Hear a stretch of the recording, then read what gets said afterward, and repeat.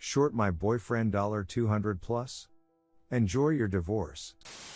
Traditional LTL and FTP, forgive me for any formatting or grammar errors. Hope y'all get a kick out of this. It's a super long one. A lot of people know I read it, so some details have been changed, but overall the story is as accurate as can be. So this whole debacle started in my freshman year of college. I went to a religious college, so there were a lot of really strict rules regarding curfew and punishments for not going to the mandatory worships. This comes into play later. Background on me: I am not a physically imposing young lady, just under 5 feet and 100 pounds, soaking wet and wearing cinderblock shoes. At this time I had been recently dumped, and so I was starting college practically alone, as my ex and I were set to go to the same university, but he dropped out to join military school. Before we start, let's denote some names. Me, of course. Andy is my dear boyfriend, now fiancé. Jess, one of my best friends and roommate after the first quarter, and finally the antagonist of the tale, Sam, not real names of course, and at the start of this we were all 18, we are all 24-25 now. As this was a religious school, we had a sort of camp out in the week or two before classes started. It was meant to be a getting to know you kind of thing, and so we had things called family groups. I was a little freaked out, but in the group there was one loud, overly friendly girl named Sam. Sam was the same ethnicity as me, and so we quickly bonded over a shared ethnic background and how similar we were. She had a boyfriend in the army, and I lamented my single status and how my ex basically ditched me for the Navy. She seemed perfect, sympathetic, social, and fun. I warmed up to our family group with the help of my new best friend. We had a great weekend, and got to know others in the group, including Jess. Jess was more quiet and disinterested, with a classic case of resting BTCH face, but eventually she warmed up to me and I to her. Sam didn't really like them, but you wouldn't know it unless she told you. The first sign of something off with her was during dinner. I was sitting with Jess and her friend from high school, Andy. He and I really hit it off, but as my heart was still freshly broken, I kept some boundaries up but agreed to go watch a movie when we got back from the trip. Immediately Sam pulled up a chair and was all over him, asking about his past, how he and Jess met, what he thought about her outfit, and on and on. I was a little miffed but just ate my burrito. For the rest of the trip Andy and I were hardly apart, and Sam got more and more passive-aggressive with me, bringing up my ex and how I was moving on too quickly. I believed her and cancelled my date with Andy, and said that I didn't want him to just be a rebound. He was understanding and chill with just being friends, which was a blessing for me, but seemingly not good enough for Sam. After the trip was over, I decided to show them around the city since I was a local student. While the others put their stuff in their rooms, Sam asked me to stay behind because she had to confess something to me. She started spewing some BS about how Andy had cornered her outside the cabin and was being a pervert and telling her how beautiful she was, so on and so forth. I was skeptical and made it known, but her response was just looking out for you, girly. By then the others came back and I just decided to ignore what she said and have a good time in the city. This was incident 1. A couple weeks go by, Andy, Jess, and I became a little squad of sorts because all our schedules matched up, whereas finding time to hang out with Sam was more than difficult. This all came to a head when Jess and Andy planned a little trip to the local Benihana place and didn't invite Sam. She found out via social media and flew off the handle. I had gone home for the weekend, and when I came back on Monday I was greeted with drama, tears, and accusations. The gist of the situation is, the group didn't invite Sam because she is vegetarian and has a lot of allergies, so it would be dangerous to even step foot in the Benihana, and in retaliation Sam took her best friends, aka random girls from the dorm, horseback riding, and posted a photo with the caption "Better than Benihana." Incident 2. Once again this is what I came back to, and so things were pretty frosty.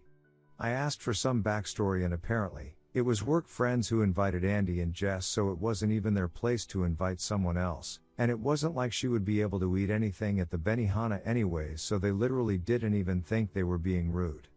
According to Sam, they were purposefully excluding her and that no one likes her and that this was just like it was in high school. She didn't have very many friends and we were just becoming privy to why exactly that was. Incident 3 was the friendship bracelets. She ordered these semi-expensive bracelets for me and Jess, but mysteriously Jess broke in the mail and the replacement would totally come any day now. Jess pretended not to be hurt, but it obviously stung when she would fawn over our bracelets and how we are such great friends.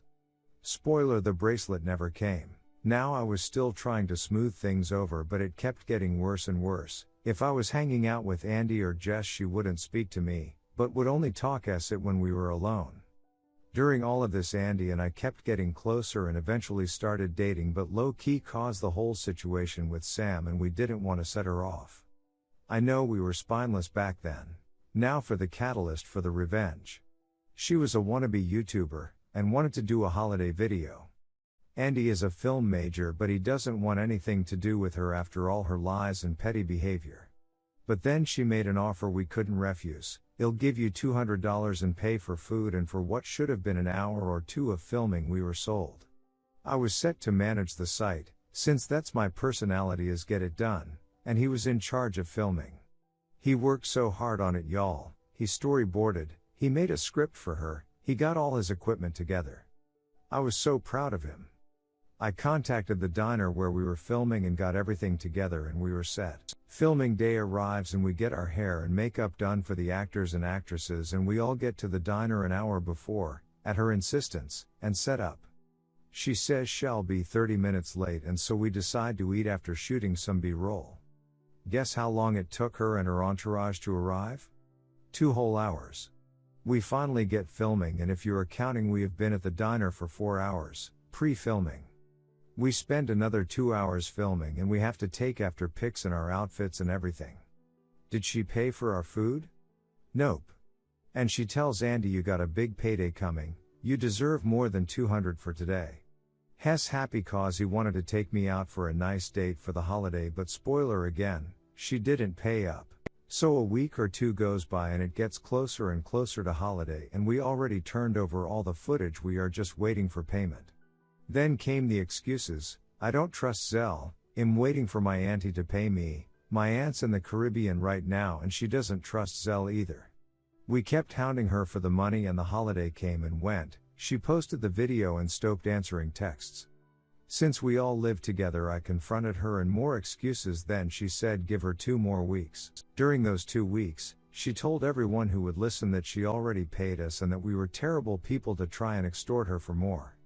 Now at this point in the year, we are fed up with her, and Andy is ready to write the 200 off. He beaches to his smoking buddies, and the smoking buddies get our side of the story out to the relatively small school, and pretty soon she doesn't have a leg to stand on. She gets nasty, texting me all this BS about how Andy is cheating on me and that I deserve better, and screenshots of their conversations where he supposedly tells her how he'd rather not be committed. Now we had some commitment issues in the beginning, on both sides, but she tried to present these texts as recent, not stuff from months ago. The final straw was when she called me stupid and naive for staying in the relationship despite him being a greedy man. Now I was going scorched earth. For some background on Sam. She was a chronic cheater, like get drunk at a party and give a guy a blowjob cheater, then go out the next weekend and do it again. She was also married. She and her husband got married right out of high school, which is typical of army guys in my experience. The ink wasn't even dry on the marriage certificate, less than a year when she burned us. But I was someone she chose to confide in since she thought I was too stupid to see through her after all the acid she put us through. So I gathered evidence, all the cheated, the videos of her doing acid at parties, sex with various guys, the drinking binges, and her acid talking her loving army boyfriend. I gathered all of this information for more than a year. I felt horrible for the guy, but I needed a file that would damn her to legal hell. D-Day arrived when about a year and a half after I met her she told me that she thought her husband was cheating, as when he was deployed she found a video on his phone of him and his buddy dancing on some girls in a club. Sam was livid. She was cursing and swearing she would take him for every cent in court for cheating on her. Never mind that she was blowing guys for fun every other weekend. I asked her if she had proof, and she said that proof doesn't matter, they always believe the hurt wife. I complied all my evidence and wrote a very long apology letter for waiting this long, and sent it anonymously.